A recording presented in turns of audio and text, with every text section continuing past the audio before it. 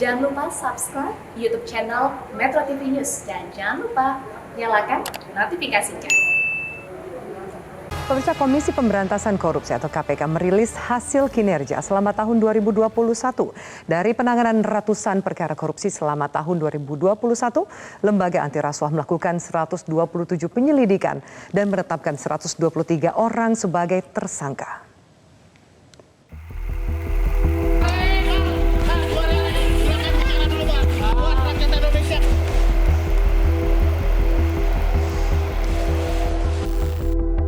Lembaga Anti Rasuah telah melakukan sebanyak 127 penyelidikan dan 105 penyidikan dengan menetapkan 123 orang sebagai tersangka, serta 108 perkara masuk ke tahap penuntutan. 90 diantaranya telah inkrah alias berkekuatan hukum tetap. Hal tersebut disampaikan oleh Wakil Ketua Komisi Pemberantasan Korupsi (KPK) Alexander Marwata dalam acara laporan kinerja KPK tahun 2021. Dari seluruh penanganan perkara tersebut, KPK berhasil melakukan aset recovery, mengembalikan kerugian keuangan negara sebesar 374,4 miliar rupiah.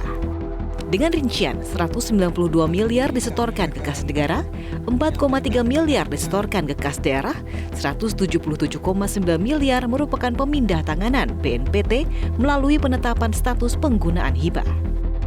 Dari penanganan perkara aset recovery sebesar 374 miliar 400 juta rupiah, terdiri dari 192 miliar disetorkan ke kas negara, 4,3 miliar disetor ke kas daerah, serta 177,9 miliar ke kas negara.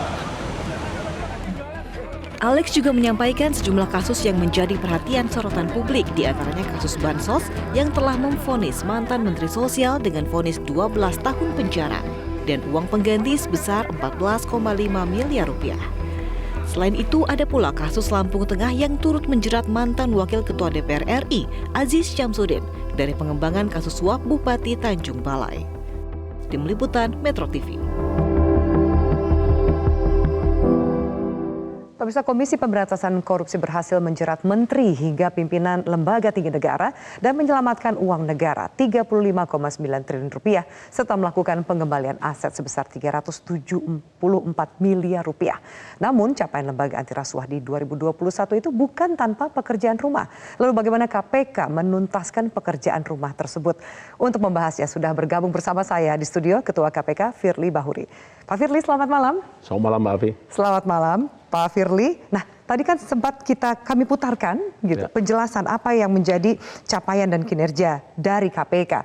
Saya sedikit akan ulangi. KPK berhasil menyelamatkan keuangan negara 35,9 triliun rupiah dan juga melakukan pemulihan aset sebesar 374 miliar rupiah. Sebagai Ketua KPK, apakah Anda puas dengan angka ini? Ya. Yang pertama adalah saya ingin memulai dulu bahwa kami ingin menyampaikan terima kasih kepada seluruh rakyat Indonesia, segenap penggiat anti korupsi, kementerian lembaga dan seluruh anak bangsa. Karena kinerja KPK ini tidak mungkin bisa diwujudkan tanpa peran serta rekan-rekan semua. Peran seluruh elemen masyarakat. Sebagaimana kita ketahui bahwa tahun 2020 yang lalu adalah masa-masa sulit bagi KPK dan bagi seluruh anak bangsa. Kenapa sulit? Karena kita menghadapi pandemi COVID-19. Tentu agenda utamanya adalah bagaimana kita bisa menyelamatkan seluruh anak bangsa. Karena sesungguhnya salus populi suprema lex esto. Keselamatan jiwa masyarakat itu adalah hukum yang tertinggi. Itu yang kita pegang pertama. Yang kedua, kita harus keluar dari krisis kesehatan. Di samping itu juga negara kita harus kita dukung dalam rangka pemulihan ekonomi nasional supaya setelah krisis kesehatan kita tetap bisa survive dalam rangka mewujudkan tujuan negara. Sedangkan kalau terkait dengan hasil, tentu kami terus berupaya, tentu saja dengan sekuat tenaga, karena perlu diketahui juga tahun 2020 itu kita harus menyesuaikan dengan mekanisme kerja yang terbatas. Ada pengaturan-pengaturan pekerjaan yang tidak bisa kita tunda, tapi ada juga yang bisa kita tunda. Nah, karenanya hasil yang kita lakukan dengan 127 perkara yang dilakukan penyidikan. Dan naik ke penyidikan 105. Kita selama tahun 2021 ini telah menahan 123 tersangka. Dan tidak hanya penindakan, KPK bekerja dengan strategi tentu. Ada pendidikan masyarakat, ada pencegahan, dan ada juga penindakan. Ini adalah karya kerja daripada penindakan. Sedangkan penyelamatan uang sejumlah 35,9 triliun itu adalah kita bisa menyelamatkan potensi kerugian negara. Apa maknanya? Kalau kita tidak lakukan pencegahan, maka sekira itulah sebesar Kerugian itulah negara yang bisa terjadi. negara yang akan bisa terjadi. Jadi kalau tadi ada pengembalian kepada keuangan negara dari aset recovery 374 miliar itu adalah murni dari hasil penyidikan, hasil daripada penindakan. Tapi ukuran keberhasilan tidak hanya sekedar diukur dari penindakan. Bukan hanya sekedar dihitung berapa banyak orang ditahan. Bukan itu. Tapi yang lebih fundamental, bagaimana kita bisa membangkitkan semangat anak bangsa supaya tidak ingin melakukan korupsi. Caranya apa? Kita berikan pendidikan masyarakat, tentu kerjasama dengan kementerian lembaga dan segenap anak bangsa, pecinta negeri ini. Yang kedua, kita juga melakukan pencegahan. Kenapa pencegahan menjadi penting? Karena dengan pencegahan yang kita lakukan, salah satu fokusnya adalah perbaikan sistem. Ada satu teori menyebutkan korupsi itu muncul karena sistem. Ya. Bisa sistemnya gagal, bisa sistemnya lemah, bisa sistemnya buruk. Dalam beberapa literatur yang saya baca, corruption because of bad or weak system. Karena itu, KPK bersama kementerian lembaga melakukan kajian terhadap penyelenggaraan pemerintahan negara. Apa kajiannya? Setelah kita lakukan telaah, kajian, kita berikan rekomendasi. Kenapa harus ada rekomendasi? Amanat undang-undang mengatakan bahwa KPK melakukan kajian dan hasil kajiannya disampaikan kepada Presiden, disampaikan kepada BPK, termasuk juga disampaikan kepada DPR dan kementerian lembaga. Apa hasil kajiannya, Bang Firdy? Termasuk bagaimana Anda melihat sistem yang ada di Indonesia saat ini untuk pemberantasan korupsi? Ya, ada hal yang menjadi perhatian kita. Sebagaimana tadi saya sampaikan bahwa korupsi itu terjadi karena gagal, buruk, dan lemahnya sistem. Sehingga kita melihat bila mana ada sistem yang gagal, maka harus kita ganti. Bila mana ada sistem yang lemah, harus kita perbaiki. Apabila sistemnya buruk, tentu kita harus ganti. Saya ambil contoh. Ketika tahun 2020 dan 2021, kita menghadapi pandemi COVID-19. Pemerintah ingin Indonesia keluar dari pandemi COVID-19. Tetapi juga pemerintah menjamin keselamatan rakyat dan juga harus menjamin pemulihan ekonomi nasional. Sehingga KPK fokus terhadap kajian-kajian yang terkait dengan pandemi COVID-19 dan pemulihan ekonomi nasional. Saya ambil contoh. KPK melakukan kajian terkait dengan bantuan sosial. Kita lihat, kita pelajari terkait dengan kenapa? Siapa yang dapat bantuan sosial? Orang yang masuk dalam data terpadu kesejahteraan sosial. Kita lihat. Tidak hanya itu. Kita juga melakukan kajian terkait dengan program Kartu Prakerja. Siapa yang harus mendapat bantuan Kartu Prakerja? Apakah dia karena kehilangan pekerjaan atau karena dia ingin meningkatkan kemampuan? Itu kita lakukan kajian. Nah, dari kajian kita, kita sampaikan kepada kementerian. Kalau program Kartu Prakerja itu kita sampaikan kepada Menko Ekonomi. Kenapa? Karena Menko Ekonomi yang menjadi leading sector daripada program Kartu Prakerja. Waktu itu saya masih ingat, sempat bantuan ulangi, sempat program Kartu Prakerja sempat kita hentikan di batch keempat. Karena kita ingin lakukan perbaikan sistem. Kita lakukan perbaikan. Dengan perbaikan sistem itu, kita bisa menghemat anggaran 135 miliar. Artinya sudah ada yang diselamatkan dari kasus, dari persoalan-persoalan pencegahan. Setelah kita perbaikan sistemnya, barulah dilanjutkan program itu. Sampai sekarang sudah sampai ke batch 24. Tidak hanya itu. Ada juga kita melakukan kajian terkait dengan bantuan UMKM subsidi, subsidi upah, UMKM produktif, termasuk juga data terpadu kesejahteraan sosial. Dari kajian kita bisa menemukan bekerja sama dengan Kementerian Sosial, ada sekitar 52,5 juta yang harus kita tidurkan datanya. Tidak layak untuk menerima. Kalau kita hitung, satu kakak dapat 200.000 dengan 52,5 juta, maka setidaknya dalam 1 bulan kita bisa menghemat 10 triliun. Nah kalau dikalikan dalam 1 tahun, 126 triliunan. Itulah kerja-kerja, tidak hanya diukur dari berapa banyak orang ditangkap, karena sesungguhnya pemberantasan korupsi itu tidak hanya sekedar nangkap, tapi bagaimana kita bisa membangun sistem sehingga tidak ada lagi yang bisa dikorupsi. Bisa juga kita bangun sistem supaya orang sadar dan tidak punya peluang untuk korupsi. Dan yang paling penting lagi Mbak Afi, pemberantasan korupsi itu adalah bisa menghasilkan suatu budaya, yaitu budaya anti korupsi. Bisa menghasilkan yang kita sebut juga adalah masyarakat tidak ingin melakukan korupsi. Yang jauh lebih penting lagi adalah tidak terulangnya kembali praktek-praktek korupsi. Anda lihat Itulah kesadaran kinerja kita. itu dengan, jadi kan tadi sepertinya saya menangkap Anda itu mencoba menjelaskan bahwa pencegahan betapa pentingnya sehingga kemudian efeknya sebenarnya jauh lebih besar daripada penindakan yang kebanyakan dilakukan. Ada dampak yang besar dari pencegahan itu. Tapi Anda lihat apa memang secara masyarakat, bukan hanya pejabat tapi masyarakat juga sudah mulai meningkat kesadaran untuk tidak melakukan korupsi, anti korupsi, Pak Firly? Saya tidak mengatakan bahwa pendidikan, pencegahan lebih penting dari penindakan, tidak. Karena kita berjalan secara simultan, beriringan dan berkesinambungan. Seirama dan selaras antara pendidikan masyarakat supaya menimbulkan kesadaran sehingga budaya anti korupsi terbangun. Pencegahan, perbaikan sistem sehingga tidak ada peluang dan celah untuk melakukan korupsi. Yang ketiga adalah penindakan tegas, proporsional Bagi pelaku korupsi. supaya mereka tidak ingin melakukan korupsi. Itu maknanya Mbak Afi. Jadi 3 pendekatan ini tetap kita berjalan. kembangkan, tetap kita berjalan. Dan satu hal lagi, kenapa pendidikan masyarakat menjadi penting?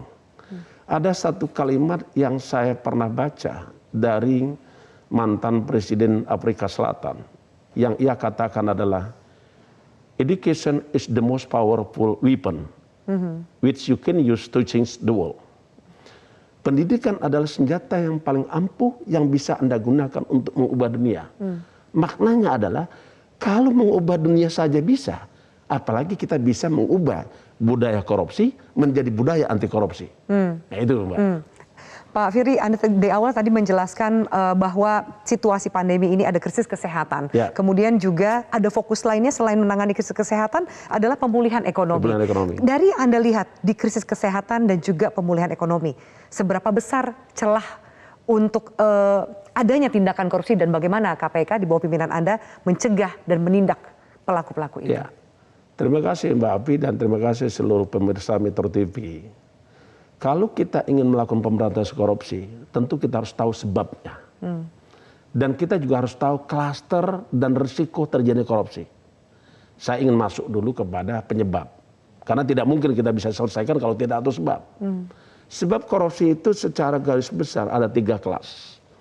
Satu kelas itu terkait dengan keinginan individunya. Apa itu? Pertama karena ada yang disebut dengan Gon Theory. Greedy, keserakahan.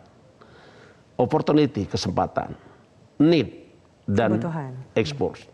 Nah, terkait dengan greedy dan opportunity, ini kesempatan karena ada kekuasaan. Orang yang melakukan korupsi, itu tidak ada orang miskin. Tapi dia sudah berlebih. Karena itu kita barengkan dengan pendidikan masyarakat, kita sampaikan. Sekecil apapun pendapatan Anda, akan sangat cukup untuk digunakan untuk pemenuhan kebutuhan hidup. Tetapi sebesar apapun yang diterima, tidak akan pernah cukup kalau digunakan untuk kebutuhan gaya hidup. Itu pendidikan. Di pencegahan kita rubah sistemnya. Sistem yang terjadi tentu kita kaji.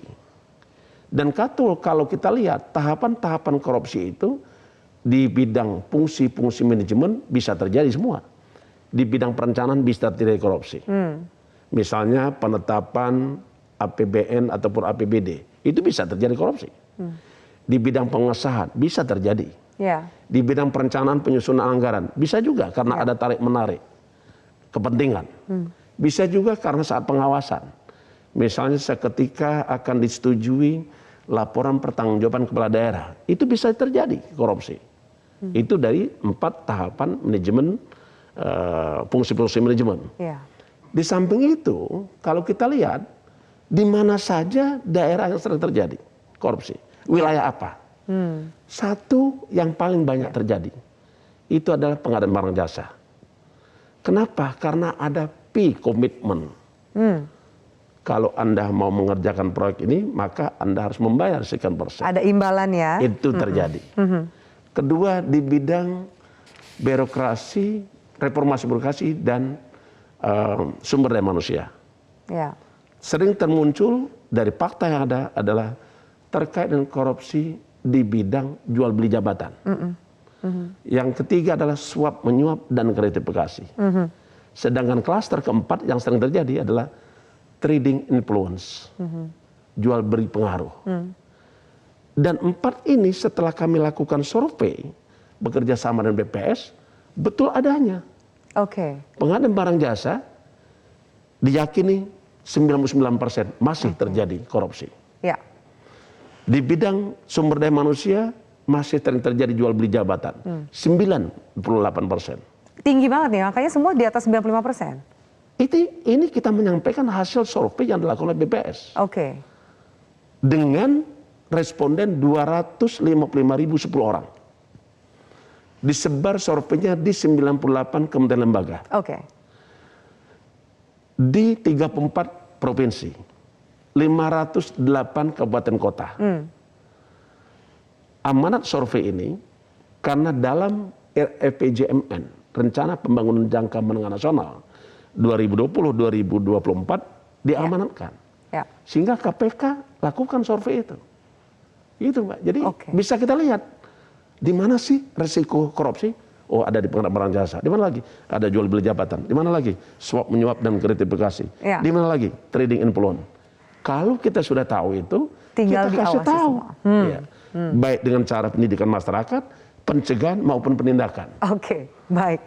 Pak Firly, kita harus jeda dulu. Bicara soal survei. Nah, saya juga, ini mungkin komentar Anda salah satu yang ditunggu. Jika kita tahu ada hasil survei mencatat KPK nih yang biasanya menempati urutan kedua atau ketiga, tapi turun di urutan ke-8. Ini ada apa? Saya minta tanggapan Anda, nanti jawabannya usai jeda. Tetaplah bersama kami pemirsa di Top News.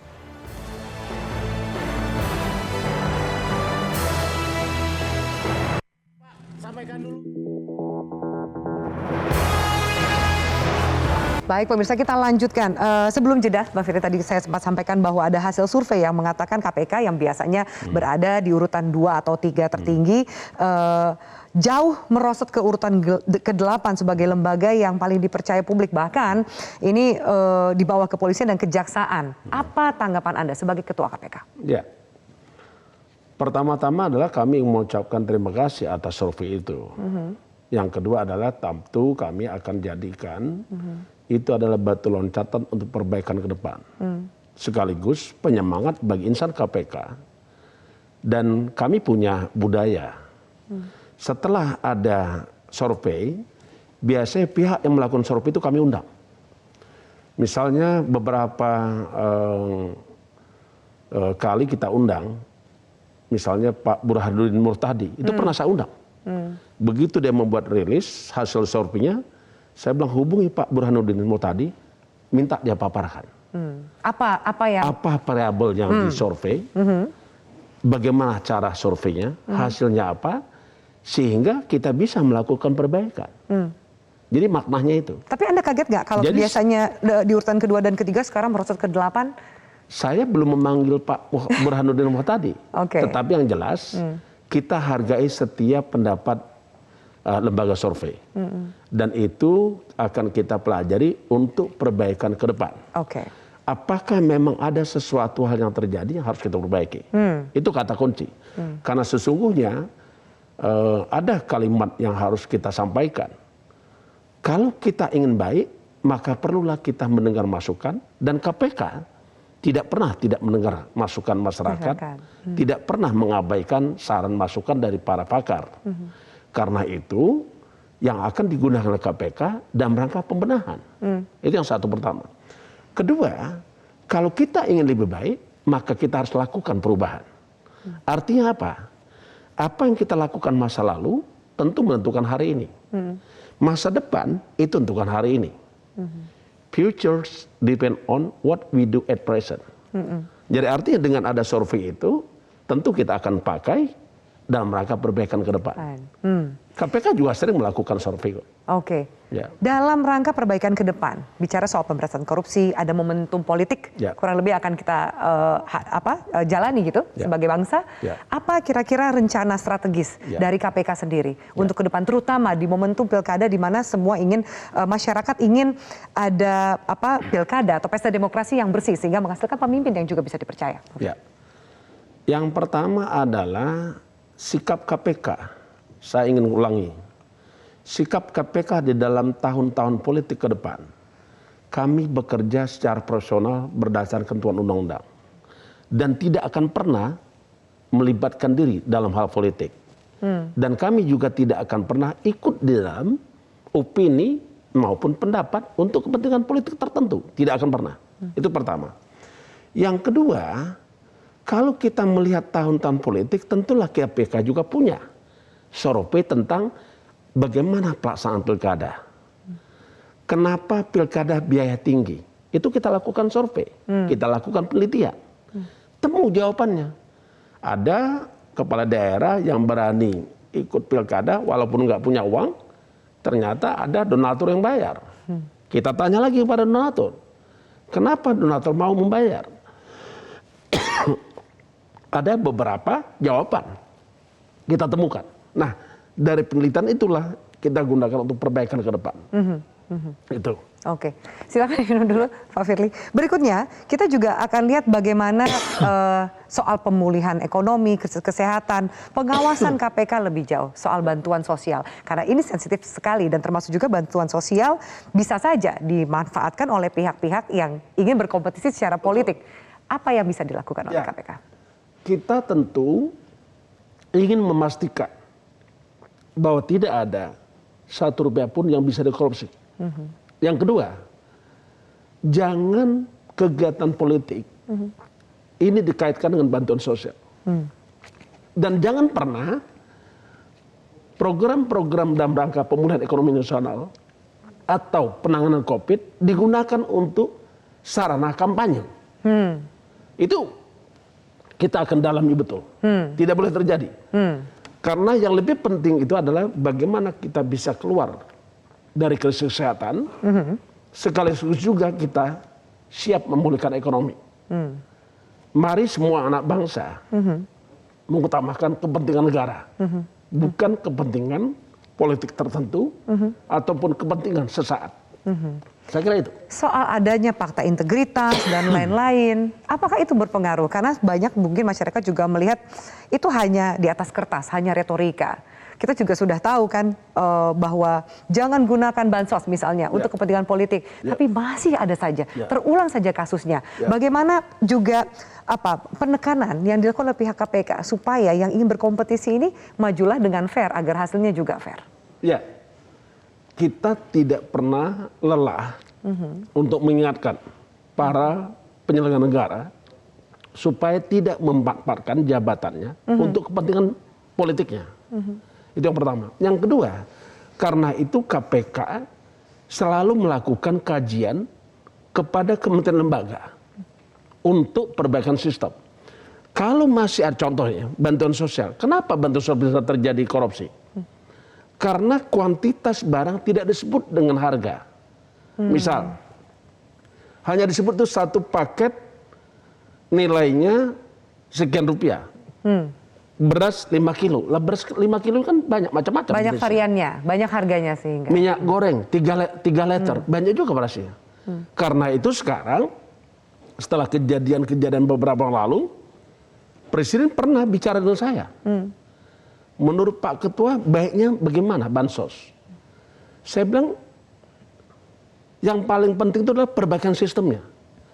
Kalau sistem bansos dengan cara memberi bantuan natural terjadi korupsi, maka harus dirubah. Tetapi yang harus dipastikan bahwa para penerima benar-benar layak dan berhak menerima bansos. Ya. Karena itu kemarin kerjasama KPK dan Menteri Sosial 52,5 juta itu ditidurkan datanya. Karena kita tidak ingin terulang terjadi penyalahgunaan bansos. Oke. Yang berikutnya ke depan dari evaluasi kita melakukan pemberantasan korupsi ada satu kata kunci. Kalau dulu kita bersinergi, berkolaborasi, ke depan kita harus memainkan orkestrasi pemberantasan korupsi. Apa itu maksudnya orkestrasi pemberantasan korupsi? Memberantas korupsi itu nggak bisa dilakukan sendiri oleh KPK. Karenanya dia harus kerjasama dengan seluruh kamar-kamar kekuasaan. Kekuasaan legislatif, kita ajak bicara. Di mana rawan korupsi. Apakah itu penetapan anggaran, perencanaan anggaran, pengesahan anggaran, termasuk juga dengan penetapan pengaturan regulasi undang-undang. Kamar eksekutif, kita ajak juga bagaimana kementerian lembaga memastikan bahwa tidak ada ruang terjadinya korupsi. Dengan kamar kekuasaan yudikatif, kita ingin pastikan bahwa tidak ada korupsi di kamar-kamar kekuasaan yudikatif. Ya. Yang terakhir, kamar partai politik. Kita lakukan pendidikan politik berintegritas. Kita sampaikan bahwa dalam rangka menjalankan kegiatan-kegiatan politik harus dijamin sistem. Tidak ada yang ramah terhadap praktik-praktik korupsi. Saya kira itu, Pak. Oke, menyambung penjelasan Pak Firly tadi, saya ingat sekali di Juli 2020 Anda lantang menyuarakan hukuman mati untuk koruptor. Saya bacakan, statementnya adalah ini tidak main-main, saya minta betul jika ada yang tertangkap, saya minta diancam hukuman mati, bahkan dieksekusi hukuman mati. Termasuk juga, ini kan pada saat itu kan situasinya ada bantuan sosial di masa pandemi, semua orang mengalami krisis. Bagaimana Anda lihat soal hukuman mati ini, Pak Firly? Ke depan, ini kan masih ada momentum krisis ekonomi, krisis kesehatan dan juga pemulihan ekonomi. Saya sangat sepakat dengan hukuman mati. Setiap kesempatan, saya selalu ngomong, hukum mati para koruptor. Namun di dalam undang-undang, ancaman hukuman mati itu hanya ada satu pasal. Di pasal 2 ayat 2. Yaitu para pelaku korupsi yang melakukan tindak pidana korupsi dalam keadaan bencana ataupun keadaan tertentu. Nah, pasal 2 ayat 2 itu harus memenuhi pasal 2 ayat 1, yaitu terkait dengan barang siapa dengan sengaja dengan untuk menguntungkan dirinya sendiri melawan hukum yang dapat menimbulkan kerugian keuangan negara dan perekonomian negara. Hanya satu itu. Yang suap, gratifikasi, komitmen fee, itu tidak ada hukuman matinya. Makanya saya sampaikan, ini PR kita bersama. Kalau kita sepakat tentang ancaman hukuman mati, maka harus ada pasal tertentu, semua tindak pidana korupsi yang dilakukan dalam keadaan tertentu, maka diancam hukuman mati. Masuk itu hukuman tidak mati, hanya dibatasi dalam pasal 2 ayat 1 itu. Undang-Undang Nomor 3199. Baik, Pak Firly, kita tahu bahwa vonis untuk kasus korupsi bansos ini ada rasa keadilan masyarakat yang mungkin masih belum terjawab. Apakah ada yang mau Anda sampaikan kepada masyarakat yang mungkin kecewa dan akhirnya menurun, mungkin ada juga efeknya kepada penurunan kepercayaan terhadap KPK? Saya sangat memahami keinginan masyarakat. Saya juga sangat memahami bisa saja masyarakat sangat kecewa dengan putusan hukum tersebut. Tetapi ada satu hal yang harus diingat, bahwa negara kita sebagaimana Undang-Undang Dasar 1945 disebutkan, negara Indonesia adalah negara hukum. Konsekuensinya adalah setiap proses hukum itu tidak boleh juga keluar dari penegakan hukum dan penegakan hak asasi manusia. Jadi apa yang dinyatakan hukum itulah yang harus dilakukan. Jadi saya paham masyarakat kecewa, kok rendah sekali ya, tidak merasa keadilan. Padahal Ketua KPK bilang hukuman mati jika ada tertangkap korupsi dana bantuan sosial gitu. Jadi jauh sekali kan. Jadi Anda juga memahami ada kekecewaan di masyarakat itu. Dan saya memahami kekecewaan itu karena saya kan berasal dari orang miskin juga. Bagaimana kita bisa antri untuk mendapatkan bansos, bagaimana dulu tahun-tahun 80-an kita antri untuk dapatkan minyak tanah, kalau sekarang kan enggak. Nah, jadi saya merasakan itu. Tetapi sebagai negara hukum, konsekuensinya adalah harus mengikuti due process of law. Itu. Baik, terima kasih Pak Firly Bahuri, Ketua KPK untuk waktu dan juga wawancara kita di Top News. Kita harapkan kinerja KPK juga semakin baik di 2023 dan juga di 2022 dan 2023. Terima kasih banyak. Kita nantikan kinerja lebih baik dari Satu KPK. lagi, boleh? Silakan singkat saja, Pak. Kami semua insan KPK menyampaikan seluruh dan segenap anak bangsa, kerja KPK sangat membutuhkan andil besar daripada seluruh anak bangsa. Kami juga yakin bahwa pemberantasan korupsi adalah niat dan semangat kita sama. Semangat KPK sama dengan semangat anak bangsa. Kita memimpikan, kita menginginkan Indonesia bebas dari korupsi. Indonesia bebas dari praktek-praktek korupsi.